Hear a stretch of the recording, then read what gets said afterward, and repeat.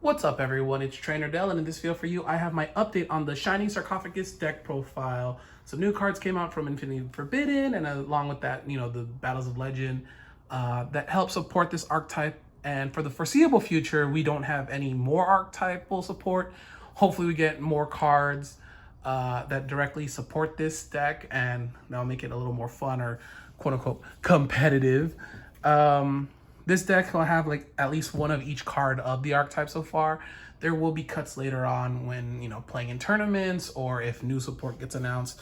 But for right now, this is the deck that I got, especially with the new main man right there. The Dark Magician, the Magician of Black Magic, that becomes Dark Magician on the field. And you only use the effects of it once per turn. You can special summon it if Shining Sarcophagus is on your field. And if it's destroyed by a card effect, and a level, if this card is destroyed by a card effect and a level 5 or higher monsters on the field, you can special summon this card, and then you can set a spell or trap card from your deck that mentions Dark Magician. So that's pretty cool.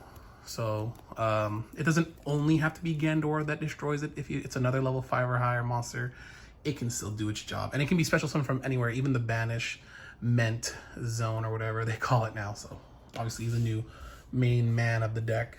I'm still playing Archfiend's Advent. This card came up pretty clutch in some of the duels that we had on this channel. If you control Shining Sarcophagus, you can normal summon this card without tributing, and other monsters you control gain 500 attack during your turn only. If this card is normal or special summon, you can target one monster your opponent controls, take control of it until the end phase, and it cannot attack unless you control Shining Sarcophagus. So yeah, pretty cool card.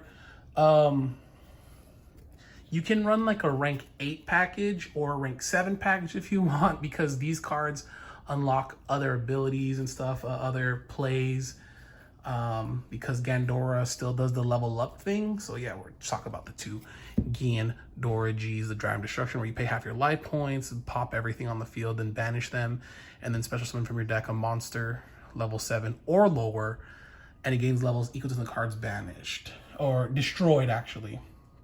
So, or yeah, banished. They're destroyed and banished.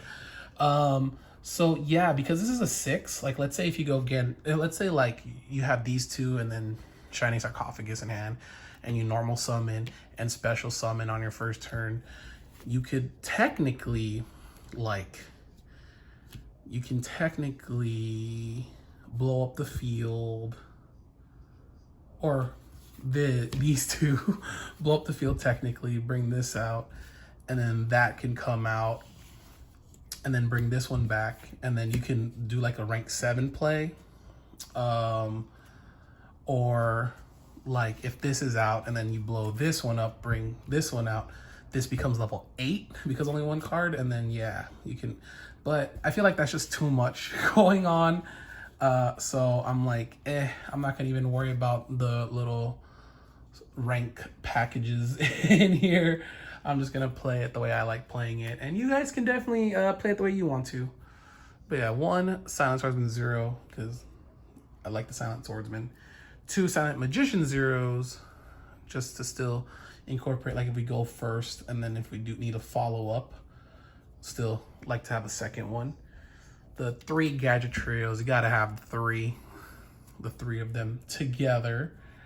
And then 1 more Marshmallow archetypal support, easily cut when you need to, or at least sided if you want to.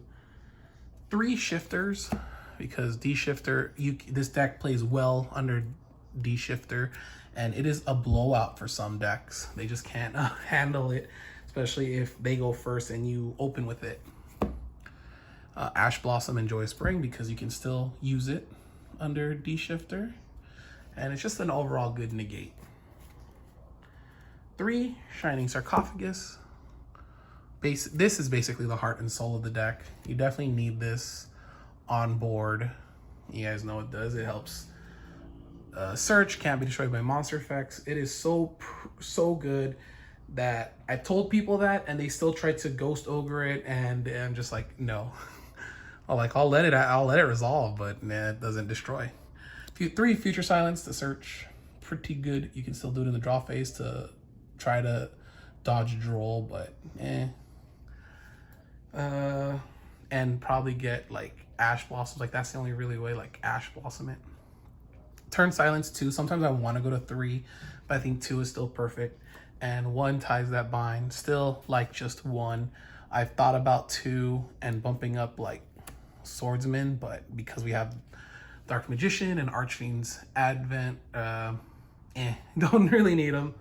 1 Secrets of Dark Magic. This is to get out Dragoon on your opponent's turn because we set this card. This is the main card to set.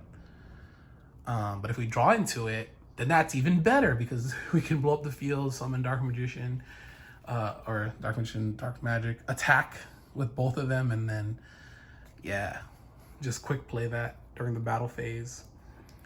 3 Pot of Prosperities. This is why I don't really care about most of the extra packages, like the rank stuff, because I basically am just gonna get most of the extra deck away anyways. Now, it's cool to hold on to. You could have them to have them. That is definitely an argument, but for me, it's cool. 1 Harpy's Feather. I don't know why this. I don't know how, but I draw the 1 of when I play against trap decks sometimes, and I'm just like, whoa, okay, Harpies. It's pretty cool. I like having it. 2 Crossout Designators. Now, there's a case where you can take this out and do a 3rd one, or you can just go straight up. You can keep Harpies, take these 2 out, and this next card, the 1 Called By.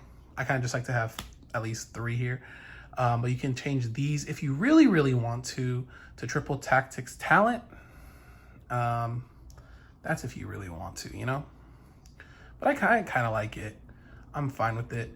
And in this sense, like this, although we don't have many hand traps, this can still stop some things. Like we can even set it and, you know, mess with our opponent's Pot of Prosperities if they activate it. 1 Dark Magic Mirror Force. This is one of the new cards. When an opponent declares an attack or an opponent's monster effect is activated that would destroy a monster or monsters on the field, while monster that mentioned Shiny Sarcophagus on the field, destroy as many attack position monsters your opponents control. Then if you control Dark Magician, inflict 500 points for each monster destroyed. Also, for the rest of the turn after this card resolves, the first time each monster you control that mentioned Shiny Sarcophagus would be destroyed by battle or card effects is not destroyed. It has a lot of stuff going on for it. But the funny thing is, you don't even need to have Shiny Sarcophagus on the board to resolve this effect. You just need a monster that mentions Shiny Sarcophagus on the field. So yeah, I think it's fine. Obviously easy cuttable if you want to go more competitive route. But I like to play more for fun. And I just like to have it because if we draw into this, then we could at least set this card. Yeah, it's just there. Stronghold, still playing 1. Stronghold, still pretty cool. Sakuretsu armor. And just a big body. There can only be 1. This one is a little tricky now because we do have like multiple spellcasters in a sense with the new Dark Magician and Silent Magician, but still it wouldn't interfere too much, to be honest, you know. And Infinite Impermanence, because it can also play under Shifter and it's still really good. For the main deck, changes easily made. Like I said, you can go triple Tactics Talent.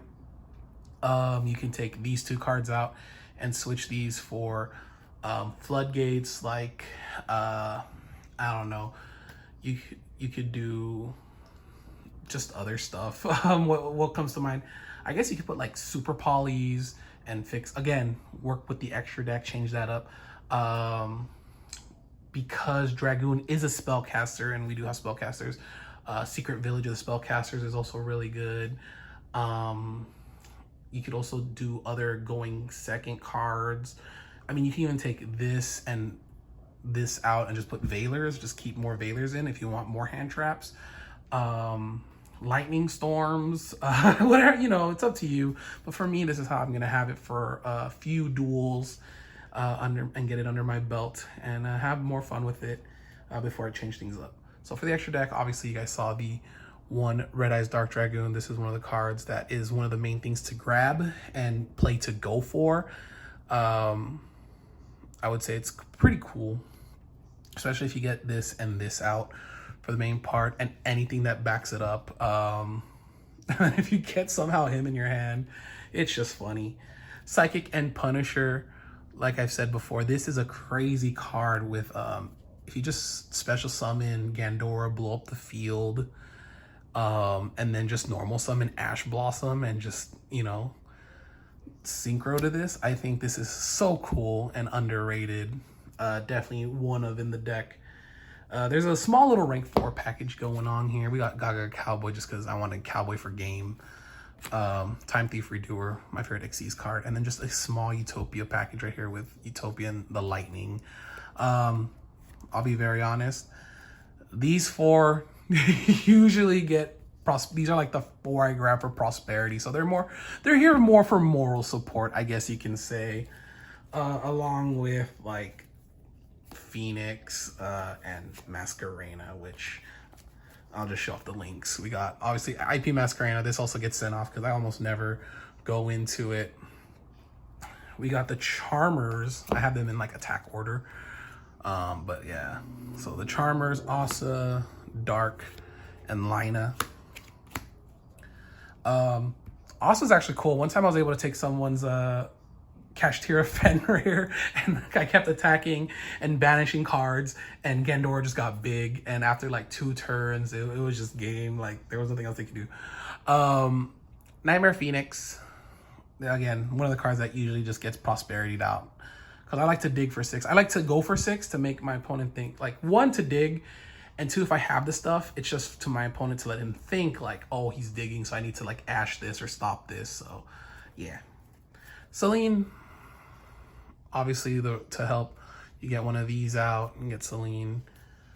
And we can even bring back Silent Magician and stuff because it's a spellcaster. Nightmare Unicorn, there's another card that honestly can still be prosperity'd out. Access Code Talker, just Access Code Talker, come on, you know.